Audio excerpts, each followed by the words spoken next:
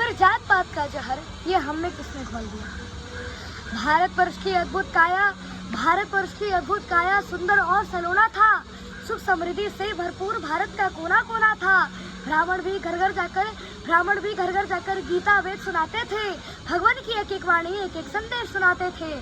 शिक्षा पद्धति को जंगल में विस्तार किया करते थे। वो ज्ञान का प्रकाश भरकर जीवन उद्धार किया करते थे। वो बनिए को भी हम लाला कहकर चिल्लाया पुकारा करते थे। कंजूस मक्खी चूस बोलकर उन्हें चिढ़ाया करते थे। क्रय विक्रय के संबंध में व्यापार किया करते थे। वो पैसे न होने पर भी उधार दिया करते थे। वो छत्रियों को भी बाबू साहब कह के बुलाया करते थे।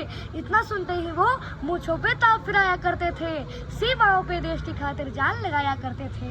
अपने रक्तों से ही वो हिंदुस्तान सजाया करते थे। छठ पर्व में डोम की विनय सूप से सूर्य को अर्पण करते थे। उनकी दी गई अग्नि से ही पितरों को तर्पण करते थे। चमार के शहनाई के बिना शादी-शुदा न होता था। ठाकुर ठाकुराइन के बिना ना ही कुमकुम हल्दी चंदन होता था। काम हमारे अलग अलग थे, विचार हमारा एक था जी। सबको सम्मानित करने का संस्कार हमारा एक था जी। अपनी एकता के बल पर दुनिया में परचम लहराते थे। इसी पद्धति के कारण हम विश्व गुरु कहलाते थे। फिर जात पात का जहर ये हमने किसने घोल दिया। अपनी तराजू से सबने हमको तौल दिया। बुद्ध सिख जैन बोलकर हमको किसने बांटा है। अरे ये हमारी संस्कृति पे जोरदार का चाटा है। छुआछूत भेदभाव का ये जितना भी किस्सा है ये सब षड्यंत्र का हिस्सा है। फूट डालो राज करो ये सब दुश्मनों की रणनीति थी। मुगलों और कम्युनिस्टों ने कुछ गहरी साजिश रची थी। इन्हीं साजिशों के तहत ये शब्द जात पात दिया। हमारी एकता और अखंडता को खंड खंड में बांट दिया। ऊंच नीच भेदभाव का वो दौर अलग था जी। हमें बांटने वाला वो कोई और अलग था जी। गंदे लोग आकर गंदी सोच लेकर चले गए। हमारे सोने की चिड़िया को नोच करके चले गए। फिर जात पात पंथ के नाम पर कितनी बार बढ़ोगे तुम। जितनी बार बढ़ोगे तुम उतनी बार कटोगे तुम। तुम मानो या न मानो, ये कथन हमारा निश्चित है। नहीं तुम सुधरे तो सुन लो कि अपतन तुम्हारा निश्चित है। एक बार फिर सुनो कि अपतन तुम्हारा निश्चित है। षड्यंत्र के तहत बुद्ध गुरु गोविंद को तुमसे अलग किया। इसी साजिश के तहत सिंध को हिंद से तुमको अलग किया। बुद्ध सिख जैन बताकर ये नफरत का बीज बोया है। आपस में ही लड़कर हमने क्या क्या नहीं खोया है। आज भी कुछ गद्दार हमें बांटने में लगे हैं जी। पाकिस्तान और बांग्लादेश की तरह हमें काटने में लगे हैं जी। दलितों का मुखौटा पहनकर कहीं तो कायर छिपा है जी। भीम आर्मी के आड़ में कहीं तो बाबर छिपा है जी।